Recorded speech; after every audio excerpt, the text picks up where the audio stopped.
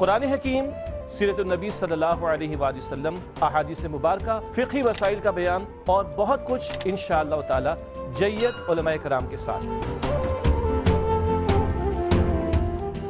ونصلی علی رسولہ الکریم، اما بعد، بسم اللہ الرحمن الرحیم۔ اللہم صلی وسلم علی نبینا محمد، رب اشرح لی صدری ویسر لی امری واحلل عقدۃ من لسانی یفقہوا قولی واجعل لی وزیرا من اہلی، آمین یا رب العالمین۔ ناظرین کرام، السلام علیکم ورحمۃ اللہ وبرکاتہ۔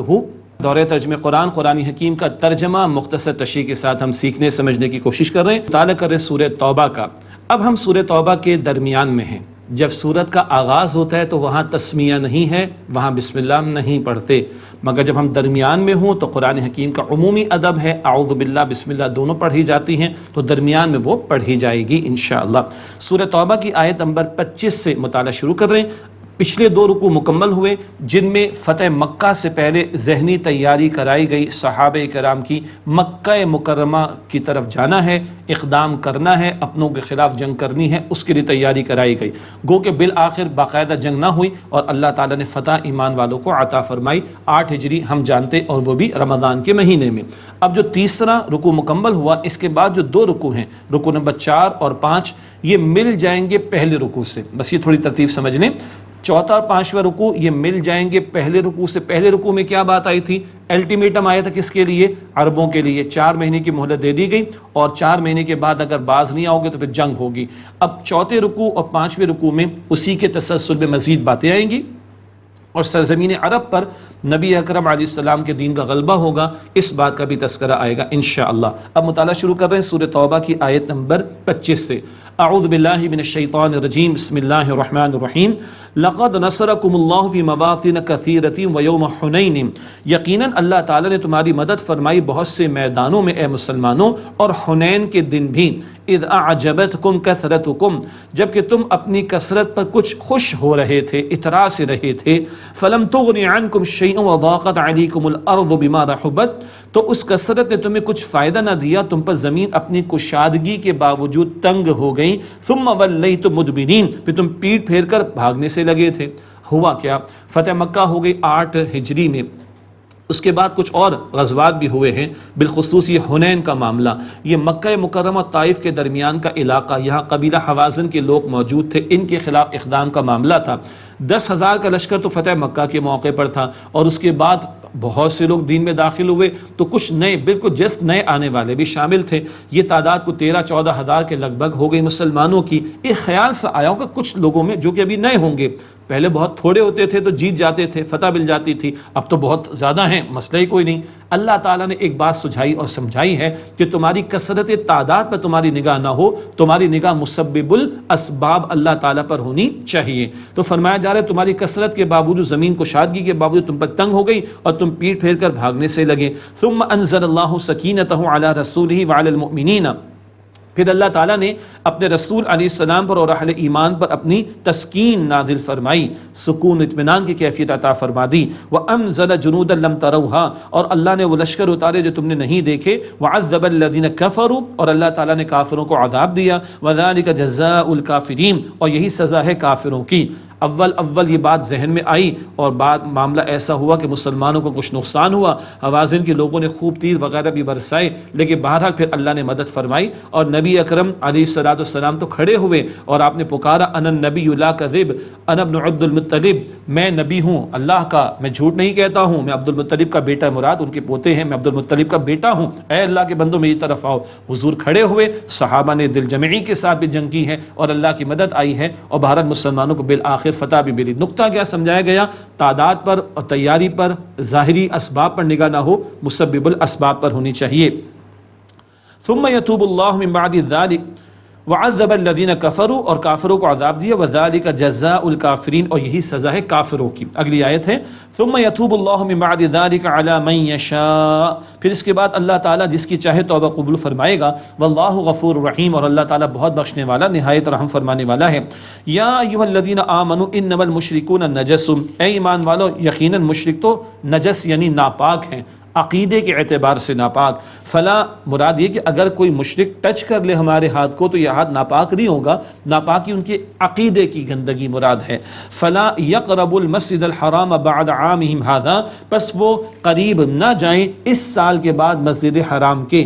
یہ وہی بات کہ 9 ہجری کا حج ہوا اور صدیق اکبر رضی اللہ تعالیٰ عنہ امیر حج تھے، سیدنا علی رضی اللہ تعالیٰ عنہ حضور کی رہنمائی اور حضور کی ہدایت کے مطابق تشریف لے گئے اور اعلان ہوا کہ اب آئندہ یہ مشرکین حج کے لیے نہیں آئیں گے، اور وہ 4 مہینے کا الٹیمیٹم بھی دے دیا گیا تھا. اب ایک سوال آ سکتا تھا کچھ نئے لوگوں کے ذہن میں، اچھا یہ بت صاف ہو گئے یہاں سے اور یہ مشرکین کا معاملہ سارا ختم ہو جائے گا، اچھا ان کی وجہ سے تو پورے عرب سے لوگ آیا کرتے تھے، یہاں پہ تجارت کا معاملہ ہوتا تھا، لین دین کا معاملہ ہوتا تھا، مال آیا کرتا تھا، ایکٹیویٹی اکنامک ایکٹیویٹی ہو جایا کرتی تھی، بڑے بڑے بازار لگتے تھے، عکاس کا، مجنہ کا، جیسے آج کل ایکسپو لگتی ہیں دنیا بھر میں مختلف قسم کی. تو ایک خیال سے اس پر اللہ تعالیٰ کا جواب وَإِنْ خِفْتُمْ عَيْلَةً فَسَوْفَ يُغْنِيكُمُ اللَّهُ مِنْ فَضْلِهِ إِنْ شَاءَ، اور اگر تمہیں محتاجی کا کوئی ڈر ہو تو اللہ تعالیٰ جلد تمہیں غنی فرما دے گا اپنے فضل سے اگر وہ چاہے گا. إِنَّ اللَّهَ عَلِيمٌ حَكِيمٌ، بے شک اللہ خوب علم رکھنے والا، حکمت والا ہے. جو شرک چھوڑ کر اسلام میں داخل ہو گئے، کفر چھوڑ کر اسلام میں داخل ہو گئے، ایک خیال تو آیا ہوگا نا، اب تک تو یہ سب کچھ مال آتا تھا، اب یہ بت ختم تو مال کہاں سے آئے گا؟ اللہ اکبر. ارے بھائی غور کرو، تم کفر پہ تھے، اللہ دے رہا تھا، اب توحید پر آ جاؤ گے تو اللہ تمہیں نہیں دے گا؟ اللہ اکبر کبیرہ. اللہ علی کل شیء قدیر ہے، اللہ قادر ہے، تو اس بات کا اندیشہ نہ رکھو، اللہ تمہیں جلد اپنے فضل سے چاہے گا تو غنی فرما دے گا. بے شک اللہ علم رکھنے والا، حکمت والا ہے. قاتلوا الذین لا یؤمنون باللہ ولا بالیوم الآخر ولا یحرمون ما حرم اللہ ورسولہ، تم لوگ ان لوگوں سے جنگ کرو جو ایمان نہیں لائے اللہ تعالیٰ پر اور آخرت کے دن پر، اور وہ حرام نہیں ٹھہراتے جس کو اللہ تعالیٰ اور اس کے رسول نے حرام ٹھہرایا. ولا يدینون دین الحق من الذین اوتوا الکتاب، اور نہ وہ دین حق کو قبول کرتے ان لوگوں میں سے جو اہل کتاب ہیں. حتی یعطوا الجزیۃ عن ید وہم صاغرون، یہاں تک کہ وہ جزیہ دیں اپنے ہاتھ سے ذلیل ہو کر، مراد چھوٹے بن کر رہے. کئی باتیں ہیں. پہلی بات، جنگ کن سے کرنی؟ جو اللہ اور آخرت پر ایمان نہیں لاتے اور اس کو حرام نہیں ٹھہراتے جو اللہ اور اللہ کے رسول نے حرام ٹھہرایا. ان الفاظ سے بہت وضاحت ہو رہی ہے، حرام اللہ بھی ٹھہراتا ہے، حرام اللہ کے رسول بھی ٹھہراتے ہیں صلی اللہ علیہ وسلم. یہ سنت کی حجیت اور اتھارٹی آف سنہ کی دلیل اس مقام پر آ رہی. دوسری بات، جو اہل کتاب میں سے دین حق کو قبول نہیں کرتے ان کے خلاف جنگ ہوگی، یہاں تک کہ وہ جزیہ دیں، اپنے ہاتھوں سے ذلیل ہو کر رہے، مراد چھوٹے بن کر رہے، اسلامی حکومت کی بالادستی کو قبول کرے. مشرکین کو یہ آپشن نہیں دیا گیا تھا، مشرکین کو کہا قبول کرو یا دربدر ہو جاؤ، نکلو عرب سے باہر ورنہ جنگ ہوگی، تلوار فیصلہ کرے گی. کیوں؟ جب اللہ تعالیٰ کسی پیغمبر کو کسی قوم کی طرف بھیجتا ہے اور وہ قوم اڑی رہتی ہے تو بالآخر اللہ کا عذاب اگر قوم کو مٹا دیتا ہے، اس کو عذاب استیصال کہتے ہیں، قوم مٹا دی جاتی ہے. جیسے کہ سورہ اعراف میں 6 رسولوں کے واقعات ہم نے پڑھے. حضور کی رسالت تمام عالم کے لیے ہے، تمام عالمین کے لیے آپ رحمت ہیں، قیامت تک کے لیے آپ کی رسالت ہے، مگر بالخصوص حضور عرب کے لوگوں کی طرف بھی تھے، بالخصوص کیونکہ ان کی زبان آپ بولتے تھے، اور بالعموم آپ کی رسالت تمام انسانوں قیامت تک کے لیے ہے. تو عربوں کا معاملہ الگ رکھا گیا، تم نہیں مانو گے جنگ ہوگی، تمہاری گردن اڑائی جائے گی. باقیوں کو آپشن ہے جزیہ دینے کا، اسلام قبول کرو، نہیں تلوار فیصلہ کرے گی، ورنہ جزیہ دے کر رہو اسلامی حکومت کے تحت اور اس کی بالادستی کو قبول کرو. یہ جزیے کا کانسیپٹ یہاں پر بیان ہوا. تو بہرحال یہ جزیے کا آپشن بھی آ گیا. عرب کے لیے نہیں تھا، بالخصوص ان کا معاملہ تھا کیونکہ حضور انہی میں سے تھے، انہی کی زبان بولتے تھے صلی اللہ علیہ وسلم. باقی لوگوں کے لیے آپشن دیا گیا ہے، لیکن یاد رکھیے کہ پہلے دین پیش کیا جائے گا، دین کی تعلیم پیش کی جائے گی، دین کا نظام لوگوں کے سامنے رکھا جائے اور پھر ایک اسلامی حکومت قائم ہو جائے اور پھر ایکسٹینشن کا معاملہ ہو. آگے کوئی ٹکرانے کے لیے آئے تو جنگ کی جائے گی، قبول کر لے تو برابر کے بھائی ہوں گے، جزیہ دینے کو تیار ہو تو رہ سکتے اسلامی ریاست کی بالادستی قبول کر کے، نہیں تو پھر تلوار فیصلہ کرے گی. یہ کلیئرٹی ہم سب کو رہنی چاہیے. باقی تفصیلات تفاسیر میں دیکھیے گا انشاءاللہ. اب بیان آ رہا ہے یہود کا اور نصارہ کا جنہوں نے اللہ تعالیٰ کے بیٹے قرار دے دیے معاذ اللہ. یہ بدترین شرک کی قسم تھی. فرمایا وقالت الیہود عزیر ابن اللہ وقالت النصارى المسیح ابن اللہ. یہود نے کہا کہ عزیر اللہ کے بیٹے معاذ اللہ، اور نصارہ نے کہا کہ مسیح اللہ کے بیٹے معاذ اللہ. ذالک قولہم بافواہہم، یہ ان کی منہ کی کہی ہوئی باتیں ہیں، یہ غلط باتیں کر رہے ہیں. ولم یکل لم یلد ولم یولد، سورہ اخلاص کلیئرٹی کے ساتھ اس بات کو واضح کرتی اور فرمایا کہ یضاہون قول الذین کفروا من قبل، یہ نقل کرتے پہلے کافروں کی بات کی. پہلے کافروں نے بھی اس طرح کی حرکتیں کی، مشرکانہ عقائد اختیار کیے، انہوں نے بھی معاذ اللہ اللہ تعالیٰ کے بیٹے قرار دینا شروع کر دیے. معاذ اللہ ثم معاذ اللہ. قاتلہم اللہ، اللہ تعالیٰ نے ہلاک کرے. انا یؤفکون، کہاں بہکے جا رہے ہیں، کہاں الٹے پھرے جا رہے ہیں، ان کی مت ماری گئی ہے، اللہ کو مانتے اور معاذ اللہ شرکی طرز عمل اختیار کرتے ہیں۔ اتخذوا احبارا ورهبانا اربابا من دون اللہ والمسیح ابن مریم، انہوں نے بنا لیا اپنے علماء اور درویشوں کو رب اللہ کے سوا، اور مسیح ابن مریم کو بھی۔ مسیح ابن مریم کی وضاحتیں تو ہم پڑھ چکے سورہ مائدہ کے آخر میں، جو مکالمہ قیامت کے دن ہوگا اس کے بیان کے ذیل میں خدا کا درجہ دے دیا معاذ اللہ۔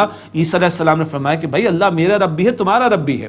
باقی رہا کہ اپنے علماء درویشوں کے رب بنا لیا، تو حاتم تائی تو مشہور ہے، ان کے بیٹے عدی بن حاتم ایمان لے آئے تھے نبی علیہ السلام پر، ترمذی شریف کی روایت۔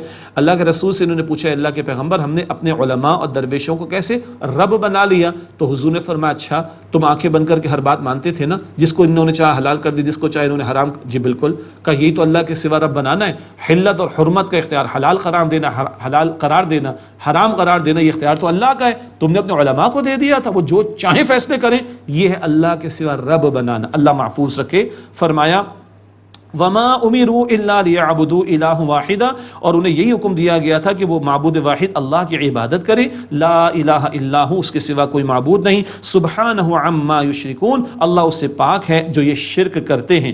یریدون ان یطفئوا نور اللہ بافواہہم، یہ چاہتے ہیں کہ اللہ کے نور کو اپنے منہ کی پھونکوں سے بجھا دیں، ویأبی اللہ الا ان یتم نورہ ولو کرہ الکافرون، اور اللہ اس کے بغیر نہیں رہے گا کہ اپنے نور کو پورا فرما کر رہے گا، خواہ کافر کتنا ہی ناپسند کریں۔ یہاں اشارہ یہود کی خفیہ سازشوں کی طرف بھی ہے، اور عموم کے اعتبار سے دین دشمنوں کی سازشوں کی طرف بھی۔ یہ چاہتے ہیں اپنے منہ کی پھونکوں سے اللہ کے نور کو بجھا دیں، نور سے مراد اللہ کا دین۔ دیکھیں سورج نکل آئے اور کوئی پھونکے مارے تو کیا سورج کی روشنی ختم ہوگی؟ یہ بے وقوفی ہے جو حرکتیں کرے گا، سورج کی روشنی تو ختم نہیں ہوگی۔ اللہ کہتے ہیں میرے دین کے بارے میں، جو میرے دین کے خلاف جو سازش ہو رہی ہیں، یہ پھونکوں سے چراغ بجھایا نہ جائے گا، یہ لاکھ کوششیں کر لیں، اللہ تو اپنے نور کا اتمام فرما کر رہے گا، چاہے کافروں کو کتنا ہی ناگوار گزرے۔ کیوں؟ آگے نبی اکرم صلی اللہ علیہ وسلم کا مقصد بعثت بیان ہو رہا ہے۔ مشن اسٹیٹمنٹ کیا ہے؟ The mission statement of prophethood اور پروفٹ محمد صلی اللہ علیہ وسلم، رسول اللہ علیہ السلام کی رسالت کا مقصد بعثت کیا بیان ہوا؟ آئیے قرآن پاک سے معلوم کریں۔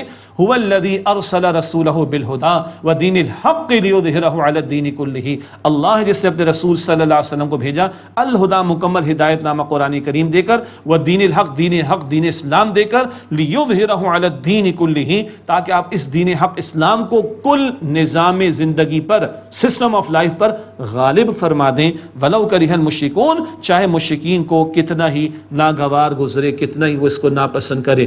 یہ رسول اللہ کا مشن ہے صلی اللہ علیہ وسلم۔ حضور نے بشارت بھی دی ہے، انذار بھی کیا ہے، دعوت بھی کی ہے، تبلیغ بھی کی ہے۔ حضور نے قرآن پاک کے ذریعے مکہ مکرمہ میں جہاد بھی کیا، مگر حضور بدر میں کھڑے ہوئے، احد میں کھڑے ہوئے، احزاب میں کھڑے ہوئے، فتح مکہ کے موقع پہ تشریف لائے ہیں، اور اللہ کا دین غالب ہوا اللہ کے رسول کے ہاتھوں صلی اللہ علیہ وآلہ وسلم۔ البتہ یہ حضور کا مشن 3 مرتبہ قرآن پاک میں، آئندہ ہم کافی دنوں بعد پڑھیں گے انشاءاللہ، سورہ فتح آیت نمبر 28 میں، اور پھر سورہ صف آیت نمبر 9 میں، وہاں بھی کچھ وضاحتیں آئیں گی۔ یہ بات ذہن نشین ہو جائے، اللہ کا دین اپنے غلبے کے لیے آیا، یہ قرآن صرف پڑھنے پڑھانے کے لیے نہیں آیا، یہ قرآن چاہتے اس کے احکامات کا نفاذ ہو، یہ دین صرف پڑھنے پڑھانے کے لیے، بیان کرنے کے لیے نہیں آیا، یہ دین چاہتا ہے کہ اس کا نفاذ ہو، اور اس نفاذ کی جد و جہد محمد مصطفیٰ علیہ السلام کا فرض منصبی تھا، اور یہ آپ کا مقصد بعثت ہے، اور حضور کی ختم نبوت کے بعد یہ ہمارے کاندھوں پر ذمہ داری ہے۔ وقت فرصت ہے، کہاں کام ابھی باقی ہے، نور توحید کا اتمام ابھی باقی ہے، اور اللہ ہم سے فرماتا ہے سورہ شورى آیت نمبر 13 میں، اقیم الدین ولا تتفرقوا فی، دین کو قائم کرنے کی جد و جہد کرو، اس بارے میں کسی تفرقے میں مبتلا نہ ہو جاؤ۔ یہ تکمیلی شان حضور کی ہے صلی اللہ علیہ وسلم، آپ پر دین کی تکمیل کا اعلان، اور آپ کے ہاتھوں دین غالب ہو، یہ آپ کا مقصد بعثت، اور آپ کی ختم نبوت کے بعد قیامت تک یہی دین چلنا ہے، اور اس دین کے غلبے کی جد و جہد کرنا اب امت مسلمہ کے کاندھوں پر۔ اللہ مجھے، آپ کو، ہم سب کو اس کی توفیق عطا فرمائے۔ اور یہ جو ابھی ہم بیان پڑھ رہے ہیں سورہ توبہ کے 5ویں رکوع تک، اور 5ویں رکوع کا مطالعہ جاری، عرب کی حد تک تو فتح مکہ ہوئی، اور پھر غزوہ حنین اور طائف، اس کے بعد پورے عرب پر حضور کے ہاتھوں اللہ کا دین غالب ہو گیا، مگر یہ دین فقط عرب کے لیے نہیں، عجم اور ساری انسانیت کے لیے ہے۔ چنانچہ 6 رکوع سے غزوہ تبوک کے بیان کا سلسلہ شروع ہوگا، وہاں بھی کچھ اشارہ کریں گے انشاءاللہ۔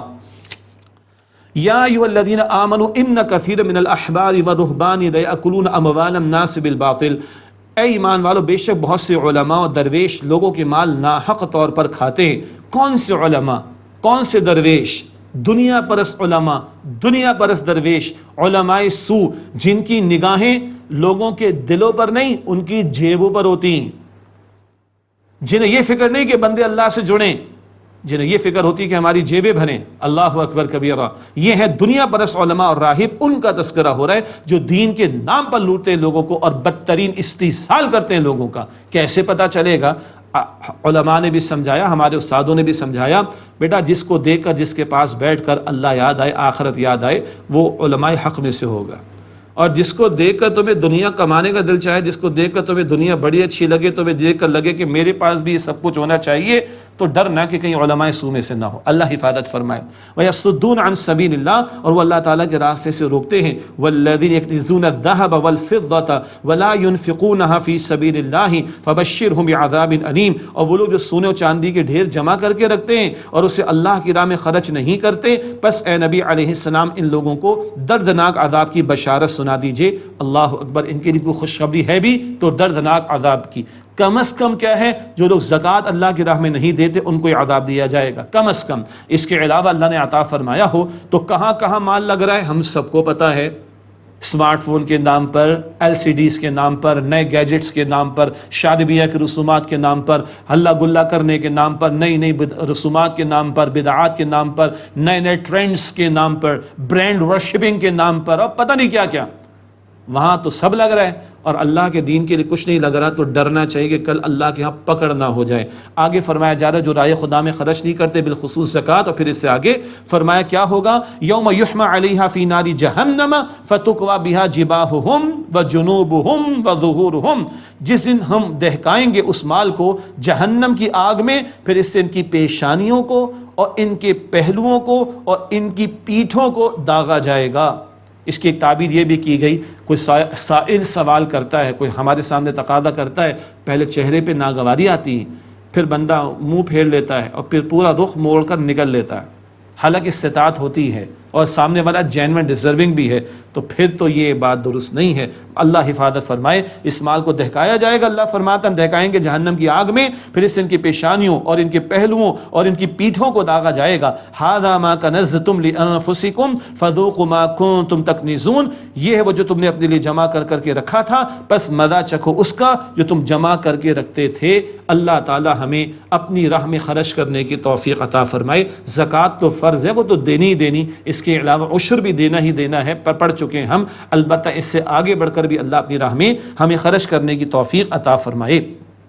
ان عدت الشہور عند اللہ 12 شہرا فی کتاب اللہ یوم خلق السماوات والارض منها 4 حرم، بے شک مہینوں کی تعداد اللہ تعالیٰ کے نزدیک اللہ کی کتاب میں 12 مہینے ہیں، جس دن اس نے آسمانوں اور زمین کو پیدا کیا، ان میں سے 4 مہینے حرمت والے ہیں۔ اول دن سے 12 مہینے کا سال، 4 مہینے حرمت والے ہم پڑھتے ہوئے آئے ہیں۔ رجب عام طور پر وہ معروف تھا عربوں میں عمرے کے لیے، اور پھر 3 کنزیکٹیو لگاتار ذی قعدہ، ذی الحجہ، محرم، حج کے تعلق سے، تو سال کے 12 مہینے اور 4 مہینے حرمت والے اللہ نے شروع دن سے یہی ترتیب رکھی۔ ذالک الدین القیم، یہی درست دین ہے۔ فلا تظلموا فیہن انفسکم، بس تم ان میں اپنے اوپر ظلم کا معاملہ نہ کرنا۔ یہ ظلم کیا ہے؟ مہینوں کو آگے پیچھے کر دینا، وہ اگلی آیت میں بات ابھی آئے گی انشاءاللہ۔ وقاتلوا المشرکین کافۃ کما یقاتلونکم کافۃ، اور تم سب کے سب مشرکوں سے لڑو جیسے وہ سب کے سب تم سے لڑتے ہیں۔ وہی مشرکین مکہ، مشرکین عرب، ان کے تعلق سے حتمی بات آ گئی اس مقام پر بھی اور پہلے بھی آئی۔ وَاعْلَمُوا أَنَّ اللَّهَ مَعَ الْمُتَّقِينَ، اور جان لو کہ بے شک اللہ متقین کے ساتھ ہے۔ اب یہ جو حرمت والے مہینے تھے، لوگ عمرہ اور حج کے لیے آتے تو حرمت والے مہینوں میں جنگ بندی ہو جاتی تھی، سیز فائر ہو جاتا تھا، جنگ بندی ہو جاتی تھی، دشمنیاں نکالنا چاہتے تھے نہیں نکال سکتے تھے کیونکہ حرمت والے مہینے ہیں۔ ان میں وہ گڑبڑ کرتے تھے، کسی سے دشمنی نکالنی ہے، کسی کے خلاف اقدام کرنا ہے تو یہ مہینہ فلاں نہیں فلاں کر دو، نہیں یہ ابھی محرم نہیں، یہ ابھی ربیع الاول ہے مثال کے طور پر، یہ سفر ہے مثال کے طور پر۔ اچھا یہ کرتا کون تھا؟ اس کے لیے باقاعدہ ایک گروہ تھا، مختلف قسم کی ذمہ داریاں بٹی ہوئی تھی، مختلف لوگوں کے ہاتھوں میں وہ ذمہ داریاں تھیں، تو جن کے ہاتھوں میں یہ مہینوں کو معین کرنے کا اختیار تھا ان کے ہاتھ میں مٹھیاں گرم ہوتی تھیں اور ان سے کہلوا کر بھئی یہ محرم جو ہے نا تم اس کو ابھی آگے کر دو، پیچھے کر دو، ابھی سفر کر دو تاکہ فلاں کے خلاف ہم اقدام کر لیں۔ بعض لوگوں کا دل چاہتا تھا کہ حج ایک ہی موسم میں رہے، ورنہ قمری تاریخ کے اعتبار سے حج کبھی گرمی سے سردی کی طرف جا رہا ہوگا، سردی سے گرمی کی طرف جا رہا ہوگا، لیکن یہ چاہتے تھے ایک ہی موسم میں حج رہے، مشقتوں کا معاملہ زیادہ نہ ہو. ایسے کاموں کو کہ مہینے آگے پیچھے کر دینا نسی کہا جاتا تھا. یہ بیان اگلی آیت میں، انما النسیء زیادۃ فی الکفر یضل بہ الذین کفروا یحلونہ عاما ویحرمونہ عاما لیواطئوا عدۃ ما حرم اللہ فیحلوا ما حرم اللہ. یہ جو مہینے کا آگے پیچھے کر دینے کا معاملہ یہ کفر میں اضافہ ہے. اس سے کافر گمراہ ہوتے ہیں. وہ اس کے ذریعے اس مہینے کو ایک سال حلال کر لیتے ہیں اور دوسرے سال اسے حرام کر لیتے ہیں تاکہ وہ گنتی پوری کر لیں اس کی جو اللہ نے حرام ٹھہرائے، تاکہ وہ حلال کرتے ہیں وہ جو اللہ نے حرام کیا. اتنی دیانتداری دکھاتے، گنتی پوری کرتے، سال میں گھما پھرا کر 4 مہینے حرمت والے کر لیا کرتے تھے، لیکن اللہ کے حرام کردہ کو حلال کرتے تھے. یہ وہی بات ہے کہ اللہ کے اختیار میں دخل اندازی. اور یہ کرواتے کس سے تھے؟ وہ جو ان کے چند افراد معین ہوتے تھے مختلف کاموں کے لیے، ان کی مٹھیاں گرم کرتے تھے. گویا دین کے نام پر مٹھیاں گرم کر کے دین فروشی کرنا اور لوگوں کا استحصال کرنا، جیبیں بھرنا، یہ دھندا تو تاریخ میں ہمیشہ رہا. ہمارا دین منع کرتا ہے اس سے، اور دین فروشی سے منع کرتا ہے. علماء سوء کے طرز عمل اور ان کے شر سے اللہ تعالی ہم سب کی حفاظت فرمائے. یہ نسی کا معاملہ، اس کو کفر قرار دیا گیا. اب ایک سوال آئے گا، ہم بھی تو آج حج ادا کر رہے، تو پتہ نہیں گڑبڑ تو نہیں ہوتی چلی آئی پیچھے، یا اس وقت جب یہ آیات نازل ہو رہی تھی تو اس بات کو سمجھ لیجئے. حجۃ الوداع کا موقع تھا. نبی پاک صلی اللہ علیہ وسلم نے فرمایا زمانہ آج گھوم کر اسی مقام پر آ گیا، معاملات گھوم کر اسی مقام پر آ گئے جس دن اللہ تعالیٰ نے اس زمین و آسمان کو بنایا تھا. گویا ختم نبوت کی ایک اور یہ خوبصورت پہلو کی بات آ گئی کہ آج وہیں پر آ کر معاملہ کائنات کا کھڑا ہو گیا جس دن اللہ تعالیٰ نے زمین و آسمان کو بنایا. یہ تقویم پھر بالکل درست ہو گئی تھی. بہرحال آگے ان لوگوں کے بارے میں فرمایا زین لہم سوء اعمالہم، ان کے برے اعمال ان کے لیے مزین کر دیے گئے، ان کی گناہ ان کی برائی ان کو بڑی اچھی لگتی ہیں. واللہ لا یہدی القوم الکافرین، اور اللہ تعالیٰ کافروں کی قوم کو ہدایت نہیں دیا کرتا. یہاں پر آ کر ناظرین کرام 5 رکوع سورہ توبہ کے مکمل ہوئے. سرزمین عرب پر اللہ کے دین کا غلبہ ہو گیا. مشرکین کے بارے میں حتمی الٹیمیٹم بھی آ گیا. فتح مکہ کے بعد سرزمین عرب پر اللہ کا دین کا غلبہ ہو جانا، اس کا ذکر آ گیا. البتہ حضور کا مشن ساری انسانیت کے لیے، تو یہ اب انقلاب جو برپا ہو گیا وہ آگے اس کی توسیع ہوگی اور ایکسپینشن ہوگی. انقلاب اگر واقعتاً حقیقی انقلاب ہے تو وہ سرحدوں کا پابند نہیں ہوتا، وہ ایکسپینڈ ہوتا ہے، اس کی توسیع ہوتی ہے. چنانچہ خود اللہ کے نبی صلی اللہ علیہ وسلم نے سلطنت روما کے خلاف اقدام کا فیصلہ کیا. رومی سلطنت کی طرف سے سازشیں ہوتی رہی تھیں اور ان کی طرف سے امکان تھا کسی بڑے اقدامات وغیرہ کا. اللہ کے رسول علیہ السلام نے پری ایمپٹ کیا ہے اور آپ خود روانہ ہوئے. یہ واحد موقع تھا سن 9 ہجری کے بعد، یہ واحد موقع تھا حضور علیہ السلام کی حیات طیبہ میں جب نفیر عام کا معاملہ ہوا. نفیر عام کا معاملہ اب ہر ایک کا نکلنا لازم ہے. بڑا شدید گرم موسم تھا، کھجور کی فصل تیار تھی، اتاری نہ جائے تو نقصان کا اندیشہ بھی تھا. تقریباً 800 میل کا سفر بھی تھا. سواریاں خاصی کم تھیں. 18 افراد کے لیے ایک اونٹ موجود تھا، باری باری سوار ہوتے تھے. اس لیے اس کو جیش العسرہ کہا جاتا ہے. بڑا مشکل والا لشکر، 30,000 کا سب سے بڑا لشکر دور نبوی کا نکل رہا ہے. ہر ایک کا نکلنا لازم کیا گیا تھا. ادھر ہرقل جو کہ بادشاہ تھا روم کا، اس نے بھی بھرپور تیاریاں کی ہیں، مگر بہرحال اس کی پھر ہمت نہ ہو سکی اور اللہ کے نبی علیہ السلام کو اللہ تعالیٰ نے وہ رعب عطا فرمایا کہ ہرقل جو وہاں کا بادشاہ تھا اس کی ہمت نہ ہوئی کہ مسلمانوں کا مقابلہ ہو. مسلمان گئے ہیں، واپس آئے ہیں اور ان کی دھاک بہرحال بیٹھی ہے. اور یہ اشارہ حضور کے ہاتھوں ہوا کہ بیرون عرب بھی اب پیش قدمی کا معاملہ ہوگا. یہ ہے غزوہ تبوک کا تھوڑا سا پس منظر، اور اسی کے ذیل میں منافقین کا بھی حتمی 2 ٹوک بیان آئے گا اور ان کے لیے کچھ سزاؤں کا ذکر بھی اس تناظر میں، اس سلسلہ کلام میں آگے ہم انشاءاللہ پڑھیں گے. اب اگلا رکوع شروع کر لیتے ہیں. یا ایھا الذین آمنوا، اے ایمان والو، ما لکم اذا قیل لکم انفروا فی سبیل اللہ ثاقلتم الی الارض، تمہیں کیا ہو گیا ہے جب تمہیں کہا جاتا ہے کہ اللہ کی راہ میں کوچ کرو، مراد جنگ کے لیے نکلو، تو تم گرے جاتے ہو زمین کی طرف. یہ انداز خطاب کا بتا رہا ہے منافقین کی طرف روئے سخن ہے کہ جن کو بھاری لگ رہا تھا نکلنا اور وہ نکلے بھی نہیں. اور رضیتم الحیات الدنیا من الآخرہ، کیا تم نے آخرت کے مقابلے میں دنیا کی زندگی کو پسند کر لیا، ترجیح دے دی ہے تم نے دنیا کی زندگی کو اور آخرت کو چھوڑ رکھا ہے. فما متاع الحیات الدنیا فی الآخرۃ الا قلیل، پس کچھ بھی نہیں ہے دنیا کی زندگی کا سامان آخرت کے مقابلے میں مگر بہت ہی تھوڑا. الا تنفروا يعذبكم عذابا الیما، اگر تم راہ خدا میں نہیں نکلو گے تو اللہ تمہیں دردناک عذاب دے گا. وَيَسْتَبْدِلْ قَوْمًا غَيْرَكُمْ وَلَا تَضُرُّوهُ شَيْئًا، اور تمہارے سوا کوئی اور قوم بدلے میں لے کر آ جائے گا اللہ، اور تم اللہ کا کچھ بھی بگاڑ نہیں سکو گے. وَاللَّهُ عَلَى كُلِّ شَيْءٍ قَدِيرٌ، اور اللہ سبحانہ و تعالی ہر بات پر قدرت رکھنے والا ہے. یہ ہے جو کلام شروع ہوا ہے تبوک کے تعلق سے. نفیر عام کا معاملہ بھی ہے، لیکن میں نے عرض کرنا چاہا تھا کہ یہاں منافقین کا تذکرہ بھی آئے گا، اور انداز کلام بتا دے گا، اور طرز عمل جو بیان ہو رہے وہ بتا دے گا کہ روئے سخن کس کی طرف ہے. اور خوب بھرپور اس موقع پر امتحان ہوا، اور منافقین کا پول کھل کر سامنے آ گیا، اور وہ راہ خدا میں نہیں نکلے ہیں. یہ ہے غزوہ تبوک کے تعلق سے کلام جو یہاں پہ شروع ہوا، اور یہ سلسلہ کلام ابھی آگے جاری بھی رہے گا.